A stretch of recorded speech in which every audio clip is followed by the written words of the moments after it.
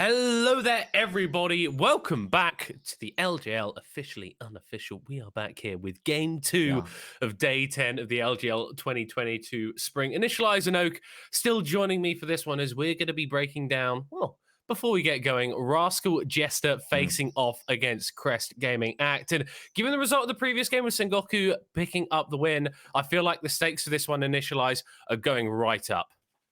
They very much are. I think it's fair to say that Crest Gaming Act have had an incredible turnaround, and the win streak, I believe they're at 5 wins now in a row from a very rough start to the season, have looked like one of our most improved teams. They pulled off what we were hoping Hawks were going to do in all things said and done, and they've just done it with the likes of Hybrid and the rest stepping up. But it does mean the pressure's on because after that win from Sengoku, which was in very dominating fashion, they need this win to keep the pressure on. And this is not going to be quite as easy a match, I suspect. No, because Rascal Jester, definitely no slouches. Currently sat in 5 and 4, just 1 win behind Crest Gaming Act. If they win this, they even it up. They also even up that head-to-head because the last time Rascal Jester lost, it was actually to Crest Gaming Act. And Oak, Initialize touched briefly on one of the players that we're looking at. What do you think the key matchup in this game is going to be?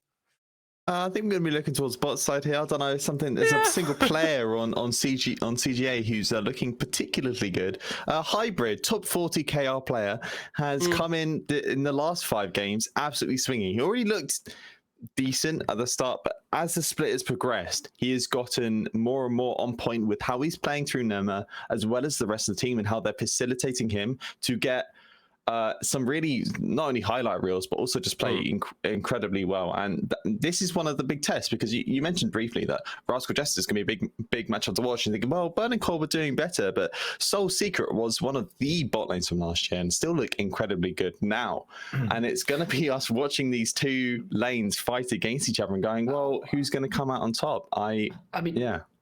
I've got some numbers for the 2 of you actually on this one. Okay, I like numbers. Okay, so Sol and Hybrid are currently 2 and 3 in kill participation and damage percentage both for their teams. The only person that's higher in terms of those numbers is Sangchu, who's having to do the lion's share of the work on the Firaxis. But like Sol's at 79.4% kill participation, Hybrid's at 74.7 odd. It's pretty similar in the damage spending. I think it's like 0.3 between the 2 of them. Both of these guys are the major carries for their teams. You can understand why, but it does mean that if you can stop them doing the damage, they look significantly less put together as a team. And I think that's been particularly true of Rascal Jesters, where if Sol's ever been held to account for whatever reason, Hachimetra in particular ends up being punished for it. We have seen that a couple of times, but I would just like to say there is a certain tiny master of evil in the mid lane that we've been seeing from Recap Oak, who's honestly having one of his best splits that we've seen from him.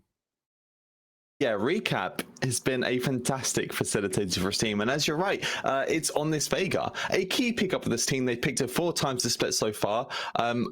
One of the only players of Veigar within the LJL, and obviously playing quite a lot of it. And this champion is very specifically good against short range, damage threats, and dive champions. So this means that he's always Recap as well as Hachimetra have been doing a fantastic job of disablling enemy junglers, but it also works really well against a few key AD carries like the Zeri as well as the Aphelios.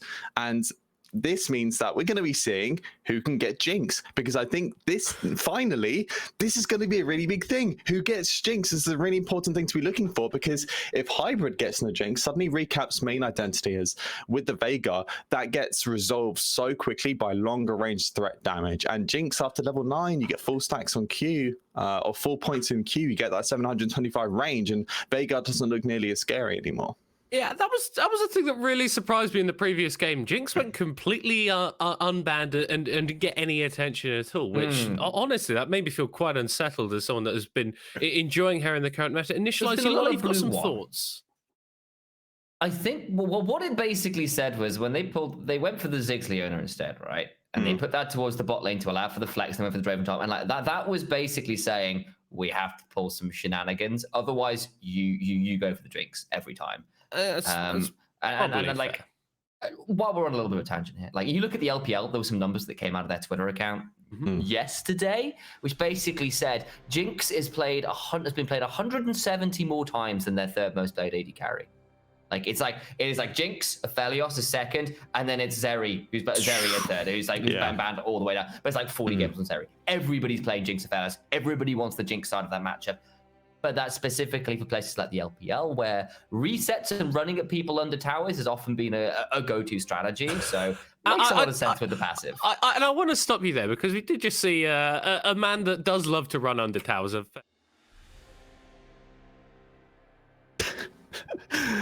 We look at the kill participation. His Graves makes me very, very, very worried. That champion is terrifying.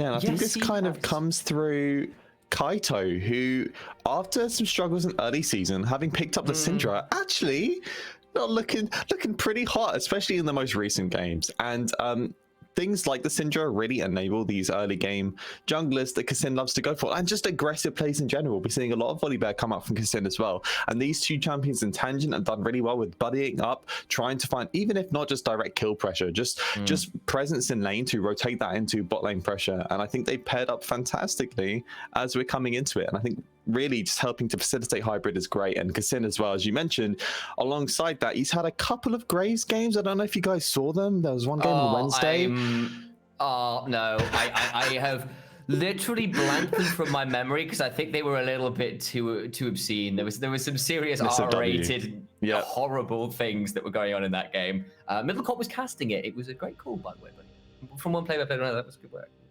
It was quite nice. I got to see sort of like the two pop-off games from Kassin on the Graves and Castle Live. It's always fun. Love seeing that guy. You're going to watch the third one today.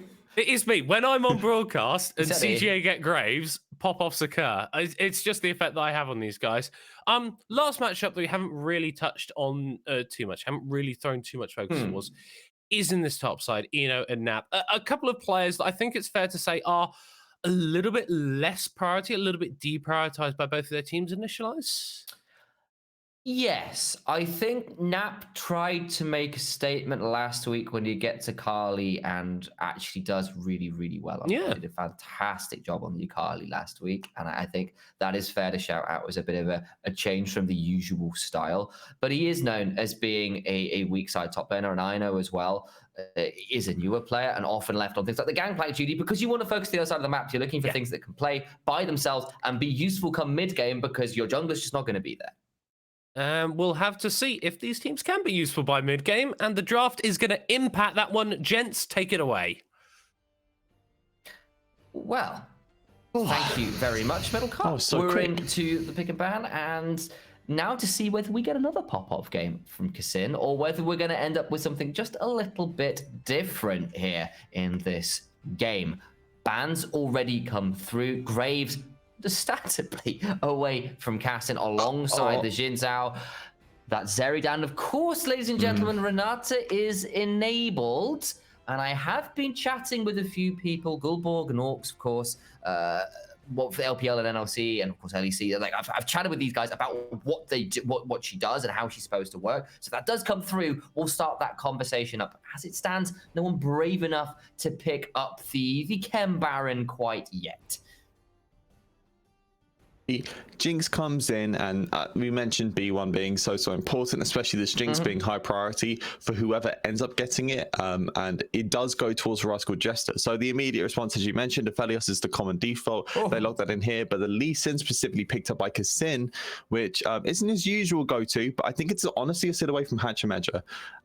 So it is, though I will say that Hatchameja's way of playing Lee Sin, it tends to be more of a facilitator rather than a hard carry, and that's absolutely fine. You can definitely play it that way. But Kassin, on the other hand, last year looked very strong on the Lee Sin. He comes from the LCK mechanical hands prodigy style of jungler where they all know Lee Sin very well. So I wouldn't stress too much about that. They lock in the Tahm Kench as well to keep Jinx alive. It's not bad in terms of the lane priority early when you can start Abyssal Diving off Vision. Response potentially here being the Thresh, which has been an old school duo with the Aphelios, but still a little bit of time to work out whether that's what they want to lock in here, and it is. No Renata Glask, slightly sad. I think, unfortunately, when you see the Jarvan picked in, you kind of have to opt into the Thresh in certain stages, just because that, combined with an immobile AD carry, means you want to have Lantern available if your AD carry doesn't have Flash. So we do see that get picked up. And you mentioned Aphelios Thresh being a classic pickup. It's also a really lane-focused one. So maybe they'll be able to find space in lane, which is really where Aphelios can find some trouble against Jinx, especially around that level 9 mark. Funny bans come through. Okay, so more of those bans now, of course, unsurprisingly looking towards solo lane focus. Tryndamere, definitely a very powerful pick right now, and I know has shown some proficiency on the champion. LeBlanc away from Kaito, one of his favorites. Also makes some sense. He did great work on that last week in the slightly extended win. Shall we say, versus, I believe it was Sengoku Gaming, if I remember correctly. I tried again. That game was a little bit traumatizing in terms of some of the engages going awry for both teams, so a little bit blocked from my memories. I suspect another ban towards this mid lane to come through. Either a control mage or it might be still towards some of those. There's something like the Akali as well, I wonder, might be an option as a bit of a flex ban that would also affect Nap, might also be an option. And you called it on point there. Too clean, I guess.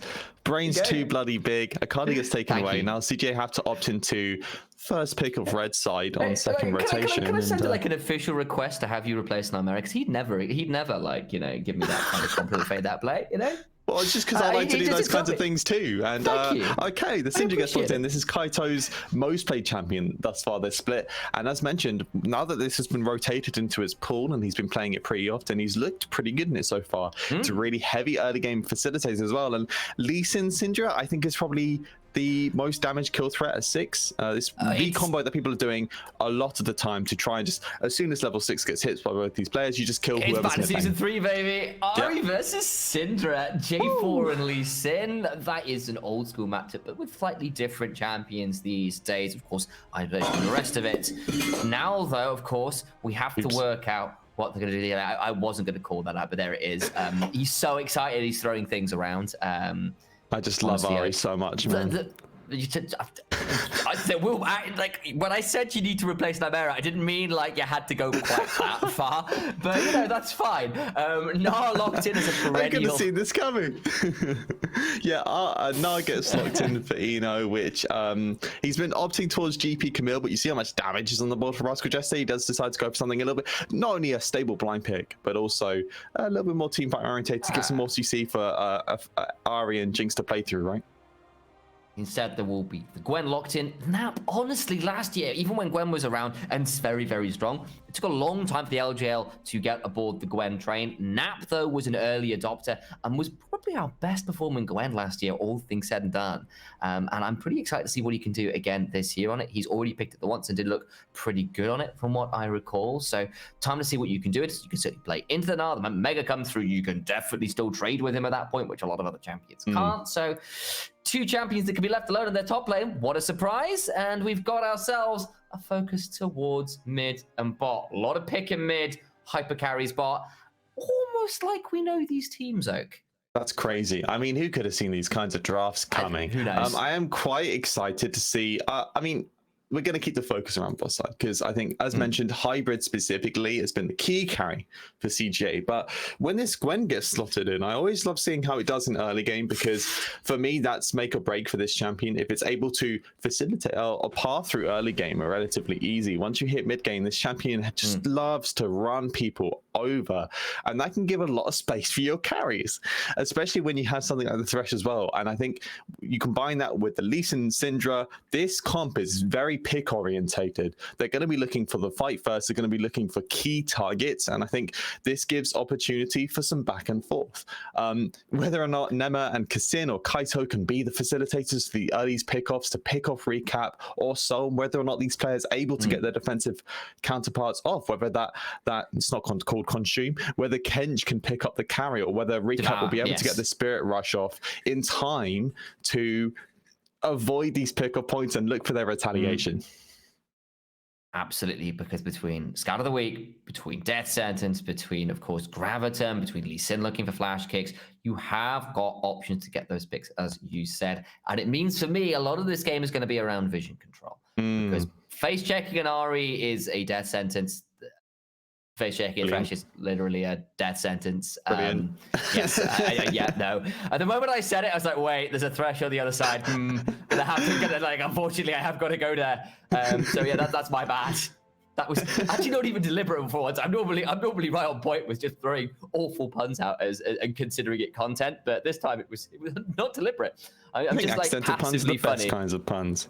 They are. Thank you. See, again with these, you're making me feel good about the way I do League of Legends casting. So this is great.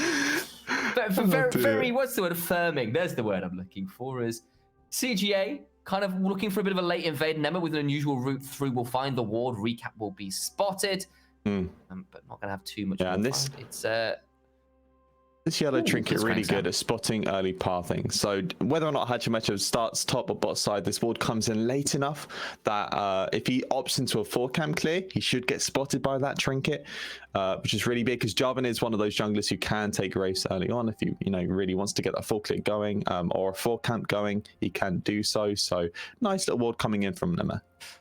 I see you're of the old school League of Legends variety where it still wraiths to you no matter what happens.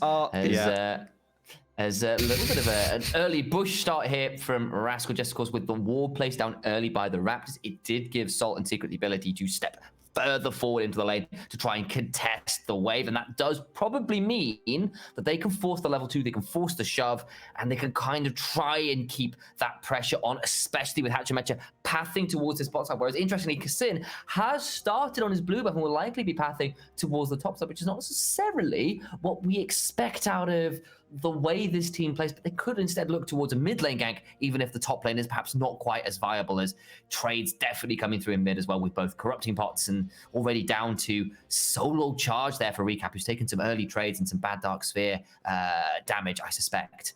Yeah, I mean, the Syndra level 2, I mean, Scatter the Week obviously being such an important tool for picking off, and we see Kaito actually using that shove there to get an additional ward on the Wraith. So once again, Hachimecha most likely going to be picked up in this vision. Doesn't look like he was shown. He actually managed to path through Fog of War there, so not warding deep enough there to pick off Hachimecha on that red buff clear, but it means they will see that he hasn't cleared Wraiths, so a bit of jungle knowledge there for the team. And yes, Syndra, incredible early lane bully, especially once Lost Chapter gets picked up. Going to try and keep his lane threat up as much as possible, and definitely a lane you can try and look towards if you want some early kills.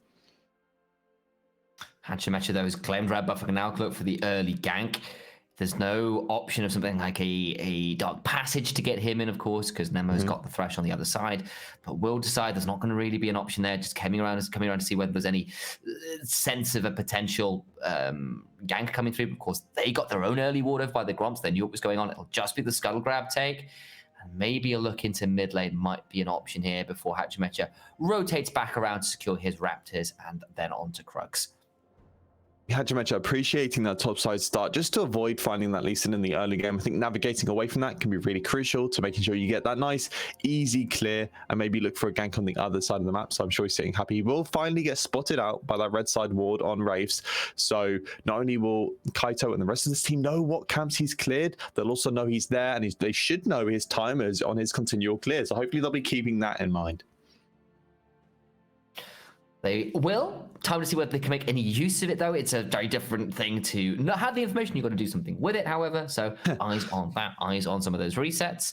But there's another ward onto the Gromp. It is a go-to ward at the minute for junglers to try and just track what's going on, because Gromp is so much experience. You don't really want to skip it where you can. It does help, particularly in these early parts of the game where reset timers on camps are still pretty synchronized, and there's no shenanigans that have led to desync jungle spawn timers and the rest of it. So that will give some information. Actually, there's an on the way ping there, which suggests maybe there's some madness that might be coming towards that Gromp at some point. But with Kassin on his own, he might instead look towards this bot side, as Hachimecha will now be on vision.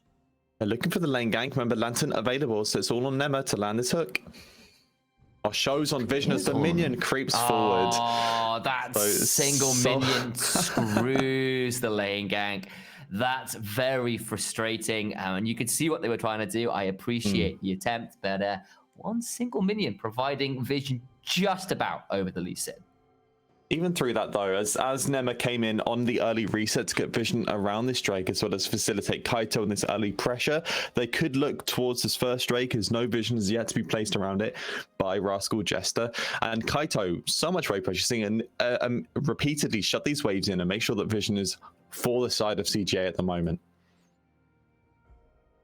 They do not right now. It is still a very quiet early game. We're looking at pretty much tied gold. I think there's probably less than 100 in between it, or perhaps just about 100 as it stands.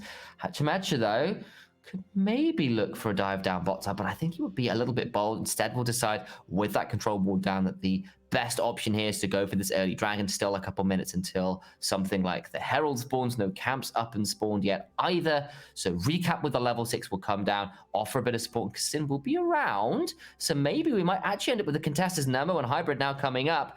Gonna be too late to contest for the dragon, but can Rascal Jesters escape? Hachimecha has to flash because there's no flag and drag available. Absolutely. Looks really scary there for a second as Rascal Jester. I mean, Kaito was on that flank, but was unable to find the Scatter the Weak or any other kind of tool to pick off. So yeah, first Drake given over to Rascal Jester. Infernal 2, which is not only a fairly easy dragon to take early, but also gonna stab those pats quite nicely for this early game. And yeah, wondering what CJ will have in response, because now... not to call you out. But was that? Did you just say the phrase "stad my pats" rather than "pad my stats"? Say that? Yes, you did. Oh no! I'm a professional here, is this a meme I've missed, or was that a deliberate switching of the word? I appreciate it. I'm going to use that. No, it was completely accidental. Okay. Ooh, nice idea there with the abyssal dive. But again, if you're abyssal diving off vision, there is no indicator, so the frog literally comes out of nowhere. It's just a surprise frog, which is. I didn't know that. Yeah, there it is. I had to. So obviously with spectator, we see the indicator, but you don't with your off vision, which is why you see Tom Kent just playing through the bushes all the time. I found that out the other day as well. Gulborg did explain it to me. Thank you, dear Mikkel. As a death sentence does land there, and a bit of damage turned around there onto Secret. Of course, does have the thick skin there to be able to heal up at least some of that, but they're going for a reset anyway, so aren't super worried about taking that damage there right now. What's your take on Kench support? Because I've heard some differing opinions on it. I don't know how to feel about it personally. You might not get it. I have seen horrifying things that champion has done.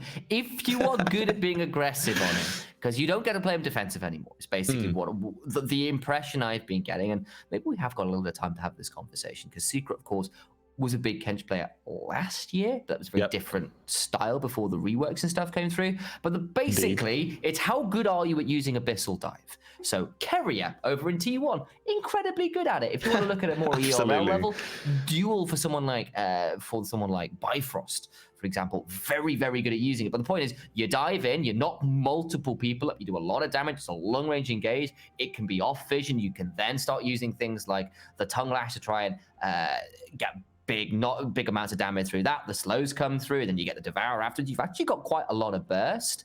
And if you've got an AD carry that can follow up, so you Abyssal Dive into Flame Chompers, into Devour, and that's a very dead carry, and then you've got defensiveness on top of it. And we've also got a Herald starting, so never mind. The flash hook Kench. immediately. Flash hook did come through immediately. It's already first blood onto Nap. The Herald secured as well. And now maybe a turnaround can come through, but there's just nothing there in CGA. Get the Herald. We'll get out. We'll get the kill. We'll see whether they get something off the Super Mega Death Rocket. Assault gets that one bit of time. We'll flash for recap. Won't quite land the chopper. They'll get a kill afterwards. And suddenly, for what seemed a pretty clean Herald from CGA, they get punished at the back end of it. What a rocket. A 2-for-1 in exchange for that Herald there, which means that even though this Herald comes in, they're actually going to push in these turrets. And we see it play out here. I think CJ, you see this flash flame immediately from Nema, so quick on the response to make sure that he knows immediately he's going to combo that in. And it is right when Eno gets Mega Nut, but they know they have the number advantage to find that pickup point. And even with the ulti coming through, the damage isn't there. But the big thing is here, look at Nema's HP, very, very, very low. And Soul is holding that timer to make sure that in the choke point where the AoE is going to come in, and Nema can't path away from it quick enough. Super Mega Death Rocket, and that leads to the 1 kill. Now their numbers down, no support in there, so Recap's free to flash forward onto Kaito and pick up a 2nd kill. I'll say that was a pretty high risk move from Rascal Jesters, because Sol is late to the fight. He's not Indeed. bot lane pushing for those turret plates. It's not like he's even going to trade down there. If you don't get those kills, Sol has wasted time. You've got the kill, you've got the Herald for CGA, and you haven't traded it for anything, which is very unusual. So that would have been a really big win for Rascal Jesters, but they do, sorry, not for Rascal Jesters, for CGA. But they do, the Jesters, manage to get something up the back of it, force some trades, force some flashes, and that's a better state. The Herald gets summoned early in topside. Sol and Secret here to try and defend. I think they're not going to get too much from that. As Kaito's coming up as well. Not going to find too much more. Moonlight Vigil sidestepped. So instead, it'll just be the 2 plates. And that will be the end of that shove. But the plates do go into Hybrid's back pocket. He's got the Cullen inventory as well. Another Aphelios who's gone that today after Honey did it in game 1. That's not necessarily a good sign. Getting gold over on a Hybrid, at least, of course, Sol did pick up the kills. And there's the Abyssal Dive. Going to try and block off the Dark Passage. Hatchimetch is here, and Sol did take a big hit. Decides to throw the heal there. Was a bit worried about some more damage coming out from somewhere, and that'll be the summoner down. It was interesting to see the hill burn, and that does mean, that Ashley, RJ's bot lane, largely missing in summoners at the moment. Secret. Kassin's finding the fight. Oh, okay. Does miss the Sonic Wave there? I think he was expecting a sidestep there. Yep. Doesn't land it, and that does mean Secret doesn't get hit up by the Lee Sin. And we're left with a bit of a reset again. It's about 1,000 gold, interestingly, to Rascal Jesters, even with the plates coming through as a Super Mega Death Rocket comes sailing by. I wasn't expecting that. Oh, my days. I think so. That's why. Hybrid. He was trying to get the reset. That was nearly really big brain. Suddenly it all makes sense. Sol, with some very nearly well-played double rockets in a row there, won't quite make it happen. He's also got a Cullen inventory, by the way. I'd missed that. He's nearly cashed that one in as well. So both AD carries will be looking to stack that at very similar speeds. And nice plays coming through from this formerly greatest AD carry in the LJL. He's been contested a bit this year, but I'm liking to see the big brain plays coming through from the Jester's AD carry, and we've got ourselves a Dragonfly Oak. What can Kaido do on a flank here? And that's just a steal from Cassid. Megador comes through, though, and that'll just be a kill out of the jungle, make it 2. Ari picks that one up. Now gonna have some resets. Double Spirit Rush available. Nap gonna try and get something in the back with the needle weapon, won't be able to find it. There is an unleashed power for Kaido, but it's not going to have an angle, and that's just Jesters. Yes, they lose the dragon, but they've already got the first one, and they'll pick up 2 kills, and with those members dead, they can start to maybe look at a mid lane turret, or in fact, just rotate out of here and maybe focus on other parts of the map. Yeah, playing's not down yet, so they're not going to be able to pick up too much more, especially because of their wave states. Now, Nap had the first rotate down on bot side to make sure this wave she got shoved in, so really no place to play for here. But really, wow, I mean, Kassin going for this steal here, very eager to find that, but he knows Mega Gnar, so really the worst point where you want to be engaging and gets aptly punished there. That Mega Gnar ulti in combination with the Cataclysm was a fantastic initial fight tool, and you can see CJ, when they lose those first members, it's really hard for them to find follow-up, and so 2 for 0. They do lose the second Drake as mentioned, but remember, as you said, first Drake was already picked up by them, so net even on Drakes. And now we see the soul form, and Jace once again going to be entering our Summoner's Rift as they're looking for a pick on hybrid. Not really going to mean much as the Dark Passage. That's the one. Absolutely. If you remember, there was that the old school, I think it was a Turkish team, wasn't it? It was Dark Passage from there. That, of course, used to be at pretty much every international event back in the 2015-16 era. But yes, it is the Dark Passage, otherwise known as the Lantern to the layman. I just like using the official names because I'm a play-by-play and it makes me feel special. I like it too, but the problem is I stumble over my words. As you've already noticed, I stumble over my words. And it means that sometimes I will, instead of saying Dark Passage, I'll say Park Passage. Yeah, or I'll forget it entirely. Yeah. Yeah. Or stab by, or like stab by pads, okay. Please don't stab my pants. That's very special to me. Please leave them alone. What do they do to you?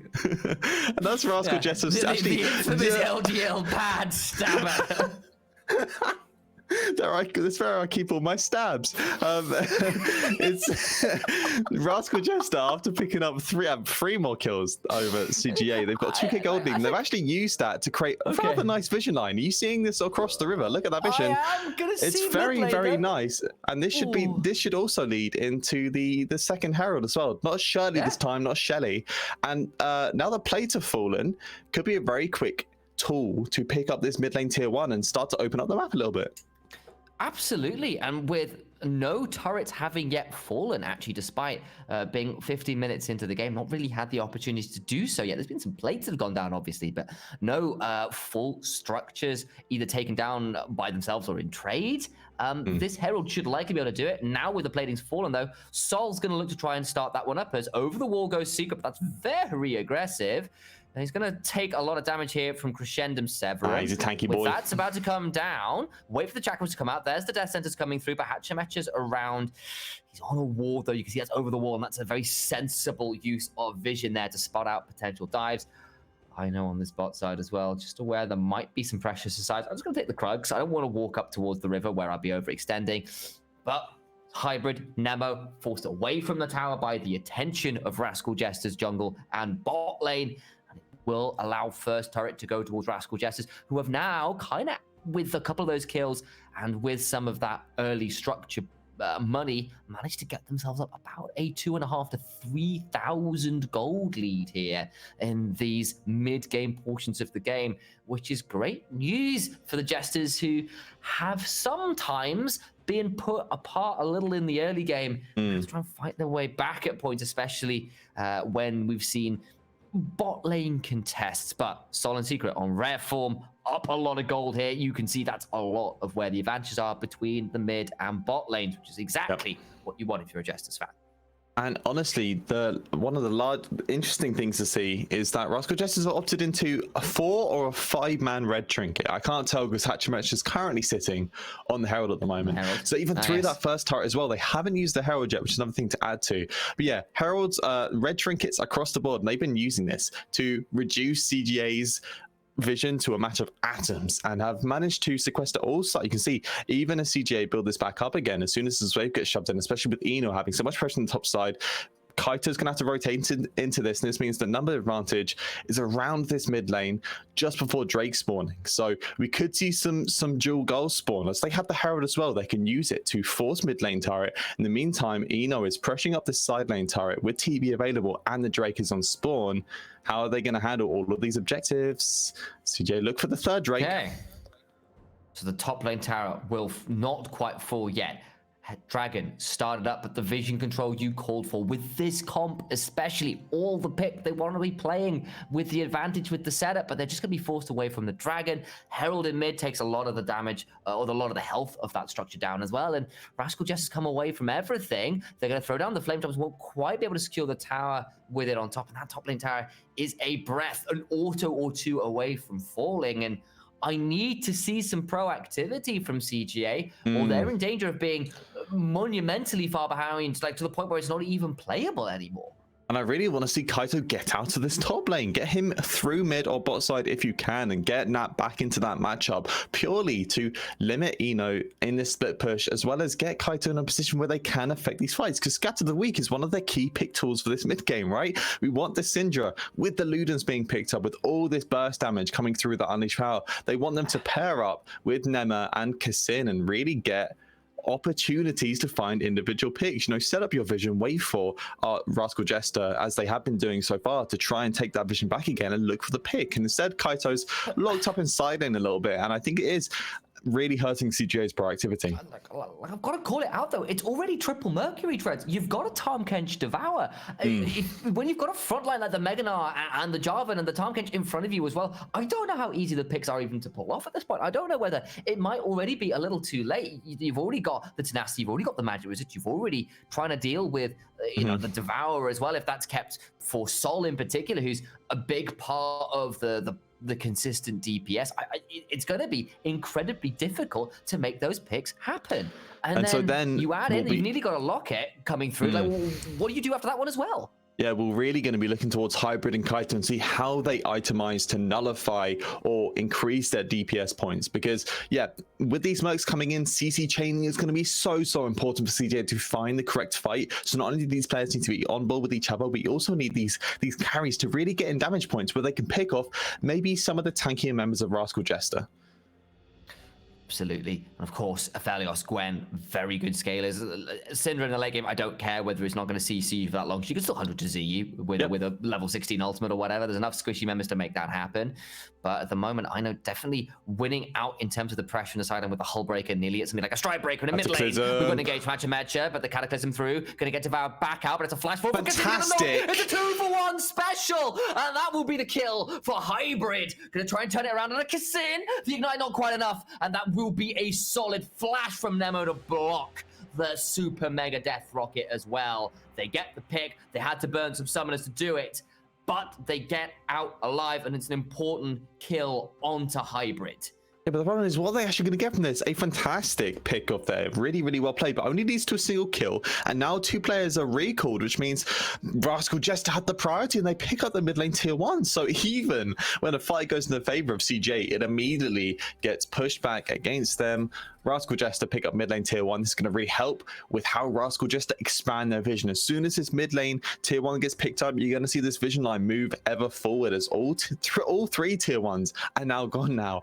And directly you're thinking, okay, well, Dragon the next objective, but also Baron spawn. And we're seeing quite a heavy DPS point for Rascal Jester. And you see this fight play out here. Now, Cataclysm comes in and Nema immediately using that to prioritize out as Tom Kench picks it up. Kassin's really quick, get the kick in immediately to kick not 1 but 2 members into his team. And even when Hachimecha tries to escape there, the Moonlight Vigil does a fantastic job of making sure that doesn't happen. No, it does not, and he does fall. Horizon Focus, second here from Ari, by the way.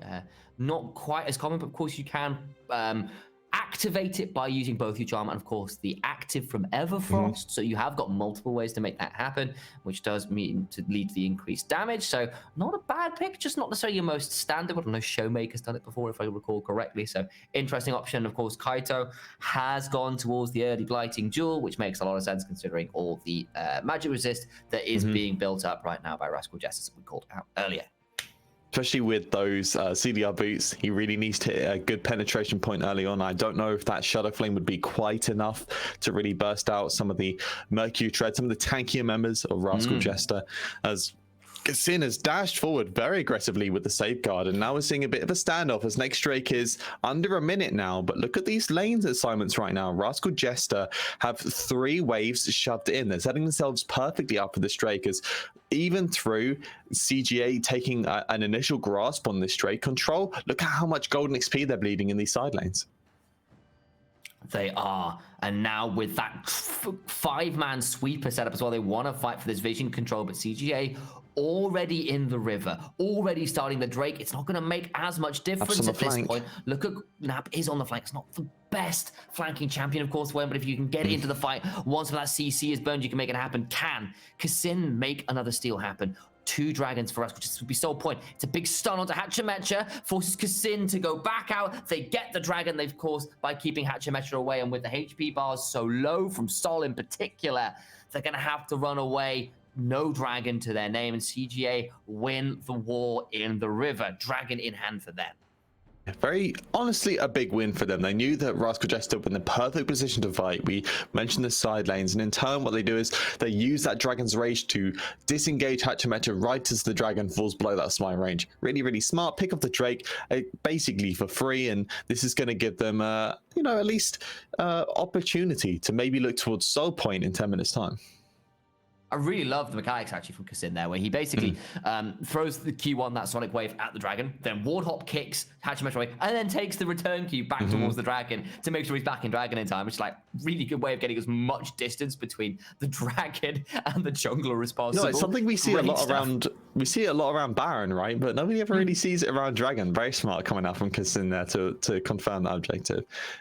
Now this mid lane, now that all these tier 1s are gone, we're seeing Rascal Jester. We saw it almost there with Drake. They were really trying to sort out that vision. They're going to continue to do so on this top side. We see every single wave shove. You can see already. Look at the vision that they planted in that top side. That's going to continue to extend every time they find these wave shots, especially now that finally the mythic gets picked up by Eno. We see that that mythic come in. Hullbreaker combined means a lot of side lane pressure against that Gwen. However, Nap is... Yeah. He just picked up 2 items. That's a bit of a strong point for a Gwen, generally speaking. I think Gwen's it scales pretty well. Pretty good scale, no? Generally speaking, yeah. I've never doubted Gwen's ability to... Small amount of true damage. Just a small amount. Nothing too unbalanced. Oh. Look, really wanted that red buff. I am a Gwen enjoyer, but death by 1,000 cuts is perhaps a lie because it's more like a million because she like turns her scissors into like a chainsaw. As Kassin chased out of his jungle here in the vision control game continuing. And like again, called out before that the Dragonfly. Yes, it is 5 of Oracle's lenses. That's basically saying you will not have vision control. They were a little bit slow on taking control of the river before that last dragon. It cost them a soul point. It cost them an early win condition there. Does mean that we're in this mid-game state where, yes, it's still a 2,000 to 3,000 gold lead for Rascal Jester, but it hasn't really grown since I said that 10 minutes ago. Eden, I mean, we are seeing different scaling points for each team, right? And we mentioned the Gwen immediately, a million needle threads or whatever you want to talk about that champion, but Jinx also could be coming in very hot. Second item now, 2 components of the IE as well, so we know what he's going to be opting towards. This can be a big point for Rascal Jester to start really forcing fights, because then suddenly any pick onto CGA can lead into Jinx getting excited and looking for those follow-up kills. Remember, recap on the Ahri, this champion's specifically good at finding a single kill and converting that into many, many more. Absolutely, and with this build in particular, you are all about making sure the pick causes as much damage as you can. You don't have the damage amp on your E anymore, but you do with Horizon Focus. It means you need to land the CC or have someone land it for you. Side lane pressure, though, currently in Rascal Jester's favor. You can see the way they're playing this. Ino and Recap have generally had the push in those side lanes, at least for now. That might change as the game goes on. That top lane, tier 2, still standing all these minutes later. It's literally still so close to falling, and CJ have, at least for now, held on to it. Got about a minute just over until our next dragon, so we do need to check in on some of those items, because I'm looking at Jinx's inventory, Oak, and I'm seeing a very large golden sword that's just come through for the Mad Cannon from Piltover/Sword. This is a big spike for every AD. Everybody loves to hit this point, and we're seeing actually Hybrid has yet to hit that point. So it's a big point for, I've said 0.5 times, big turning angle for Rascal Jester. What am I saying? To maybe look for a fight. He's got a small turning circle. He's like a giant truck. He's not got a great turning circle. We're not playing Dota, guys. We're not playing Dota. There's no turning circles, okay? I just don't know what I'm saying. He's been picked up by Jinx. I know he's a carry, and therefore he's probably driving something like a truck to fit everybody in the back of it. But that's no excuse to talk about the turning circles. That is an unusual tangent even for me. And I've used that like. You know, people take me to Pangea as a reference in League of Legends, so you know, like this isn't the DVLA, mate. We're not here to talk about driving license, but that's the kick down 10 seconds before the Ocean Drake, and it was a burned flag and drag that Kassin couldn't quite get behind, so Dragon's Rage down. Big engage option is Sol use the rapid fire cannon, those rockets to be as noxious as possible from as far away as possible. Vision control beginning to be Rascal Jester's favorite, as they are the ones in the river first this time. They are the ones with all the ward denial in the world. CGA on the top side of the river, though, do land a decent hit onto Sol. Need to get away. He's got a stopwatch for Hatchemetra, but the turnaround is there. Going back in, the Cataclysm is down, but it's a 1-for-1 right now, but the jungler is dead. There is no smite. Can Ino get his way towards Mega? Can they find the re-engage? Because with the jungler dead, there's no real smite option. Ino, for a flash, forces so many flashes in trade. They get the kill onto Never. The resets can start coming through, but look at the amount of chakrams on Hybrid. He's turning into a buzzsaw, into a blender. Can he find anything more? But no, can't happen. Ino on very low HP, but they force CGA out of the river. Kassin is not around, and you can't see him. He's going over towards the Baron. That means this will be soul point. They don't want to flip, even if they have the smite advantage, and Rascal Jester's come out on top. Oh, some very clean mechanics coming out there from Rascal Jester to make sure that was ultimately a 2-for-1. And whilst you're doing this, keep eyes on Soul here, because Scatter the Week comes out and CJ immediately think that's the pick that comes off. But Secret is so quick with the ultimate to make sure. And then look at the damage Soul is pumping out here.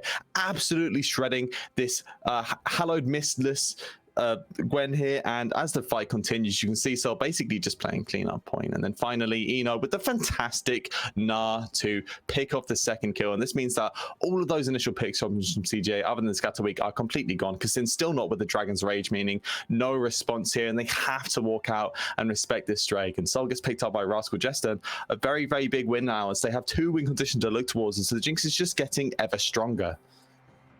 Yes, she is, and when you blow both the AD carry and the, I'm not sure who, somebody else's flash there as well, I want to say. I thought it was Kaito's, but that's back off cooldown, so I'm not quite sure who else's flash was burned, but they... thank you. I think they burned 3, because Memo, Hybrids, and Kazin's flashes are all on the same timer. Basically, exactly that. In that case, I know, with the 3-for-1 trade there, getting a lot of value out of it, and come to that next big objective fight. I mean, Baron is alive. You could even start looking for it now, all honesty, and especially with that vision denial strategy that we've seen for Jesters working out very well for them right now. You hit the issue where walking in is going to be a very bad time, because you've not got very much safety really. I mean, yes, you've got a dark passage, but I just don't think with the CC chest, with the amount of damage at this point of the game, that you get to use it bluntly. I just want to talk about some really good itemization that's come out from Hatcher Mecha. So Tabai, Gore Drinker Tabai, and then a Force of Nature. Now this item saw recent buffs to increase its damage reduction once you hit those full stacks and spell hits. So you get 25% damage reduction now, if I believe, on spells. If you don't get me, if I'm doing, maybe I'm saying it wrong, Twitch chat, call me out.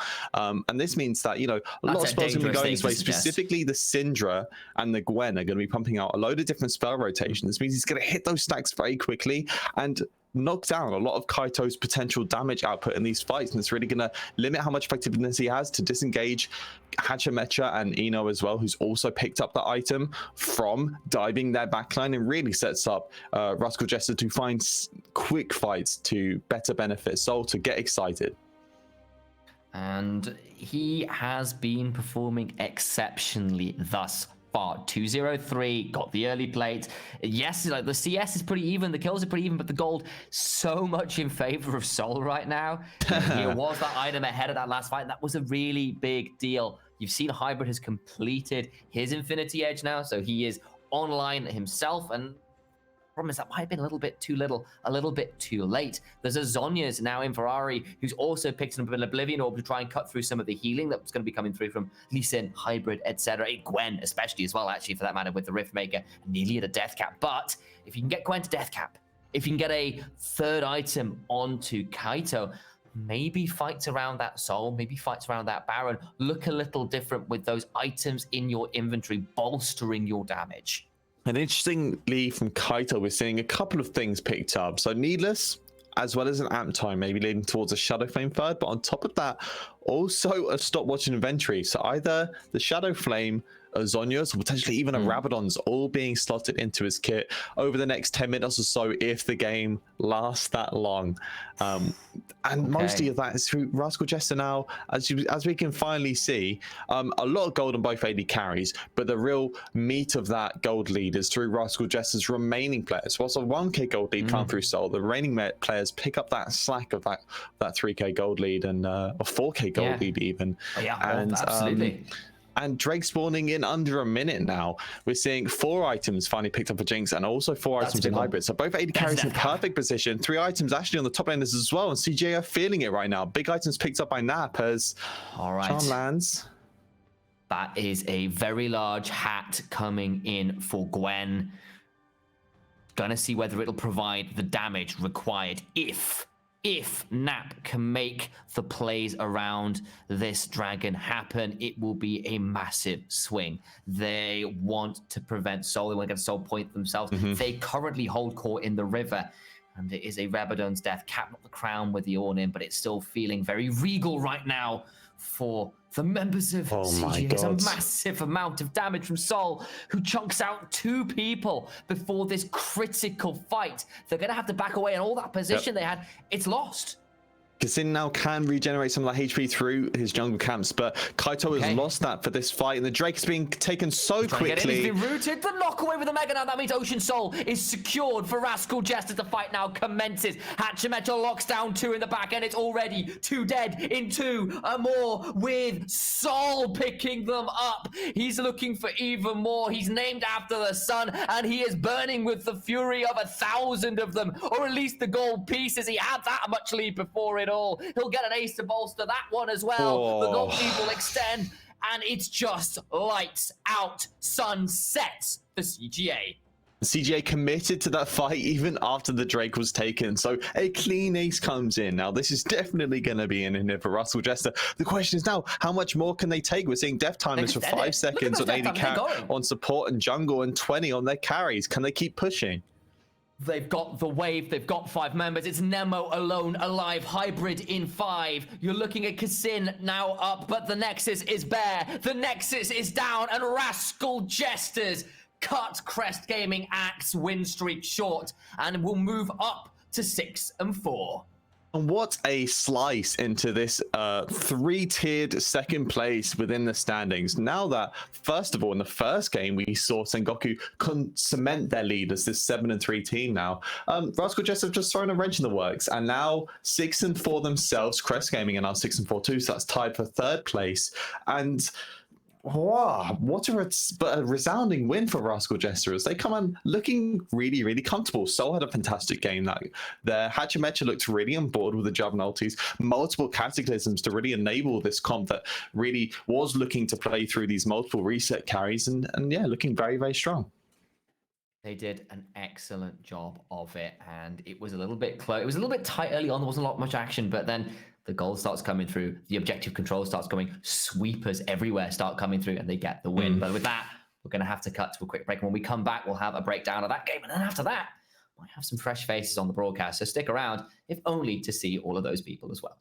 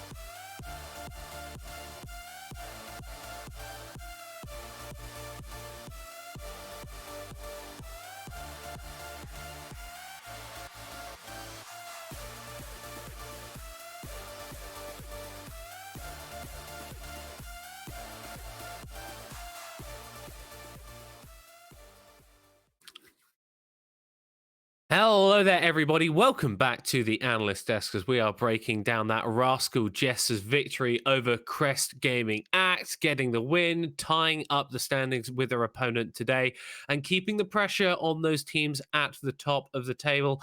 Oak, I want to come to you first with this one because As opposed to our first game of the day, this one felt a little bit slower paced, a little bit longer to get going.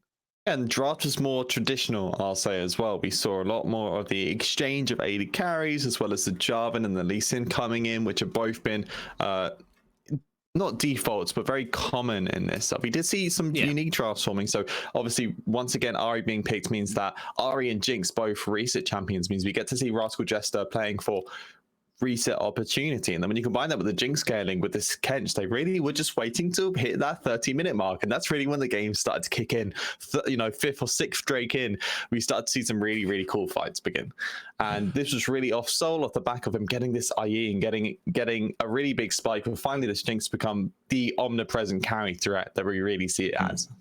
And we've all seen what a sort of 4-item Jinx can do at that sort of 30-minute mark into the game. But Initialize, I want to come to you now with this, because in the last time out, CGA playing against Burning Core, fastest game of the split, incredibly proactive in the early game, focusing towards hybrid and Nema. Not really what we saw from them this game. No, you saw some attempts, but all honesty, Cassins Lee Sin didn't actually get all that much done early. We didn't see any priority towards the mid lane, where you had that kind of devastating level 6 combo between Dragon's Rage and Unleashed Power. So much burst was the preeminent kill lane duo for the longest time in professional play. And honestly, there were a lot of pick tools for CGA, which never really got utilized. And that proved problematic the later the game goes, because when you're then into a Mega Gnar, into a Cataclysm, with a Tahm Kench there to devour, and 2 resetting champions behind them all, who have got so many items that are way ahead of the curve, you're playing into a big compositional disadvantage at that point, because you've not used what your comp was designed to do, which is play off vision and pick. And one of the reasons they weren't able to do that was because the vision control from Rascal Jester was just so complete at points. And I feel like that was one of the reasons why this game was a bit slow, was a bit more controlled, because there really weren't many avenues for CJ to find those picks. Yeah, we've actually seen this a fair bit now. Is teams are increasingly opting into 3, 4, and this game 5 red trinkets, and that's because if you're smart and you itemize well. Sorry. Yeah, exactly. And if you itemize well and you opt into multiple pings across the board, then you get to repeatedly take complete control of vision. You just take away all of the enemy vision side. You only keep your vision in very key points where you can, jungle entry points, and specifically around Baron where any potential dragon where potential flanks can be, and they take large control. And it looked like they never really gave up from the point where they got that 2k gold lead, even if that gold lead remained relatively stagnant. And it was a pretty stagnant game up until really the final fight for me. Initialized that play around the Drake Soul. Crucially, Soul getting a couple of autos onto Kaito before the fight even started, able to chunk him low with those rockets. And once Rascal Jesters were able to pick up that Soul, it was just smooth sailing from there.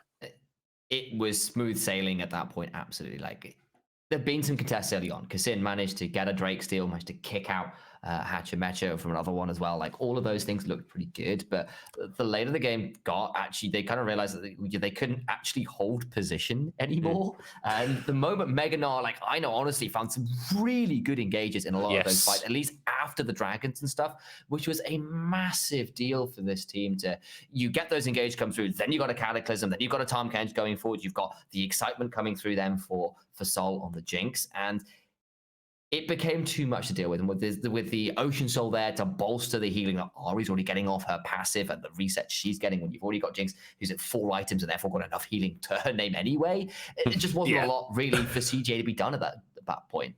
And with the results of this game, we did mention it briefly, it now puts CGA and Rascal Jesters tied in that 3rd place spot, breaking up our chaos at the top of the table a little bit more. For now. How are we sort of feeling about Rascal Jesters then after picking up this victory today against one of these other teams that we're looking at as one of our best?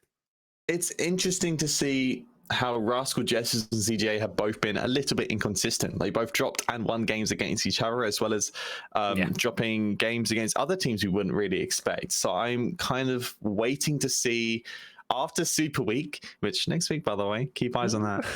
After Super Week, how are these teams going to deal with or cement themselves in their positions, I guess I should say. Who's really going to come out in 2nd place?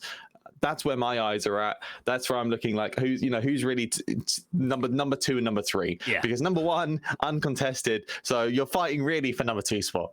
And we're going to see number 1 taking on number 2 in our next game. Well, one of the number 2s at the moment, as DFM are going to be going up against Burning Core. Unfortunately, I won't have the pleasure of Initialize and Oak joining me for that one, so we will be saying goodbye to them. But don't worry, Echo KO and RMC are going to be taking us through the final 2 games of the day. Very, very good caster duo there. Very excited for that. Gonna be a banger. We are heading to a short break now. Don't go anywhere. Next game coming right up.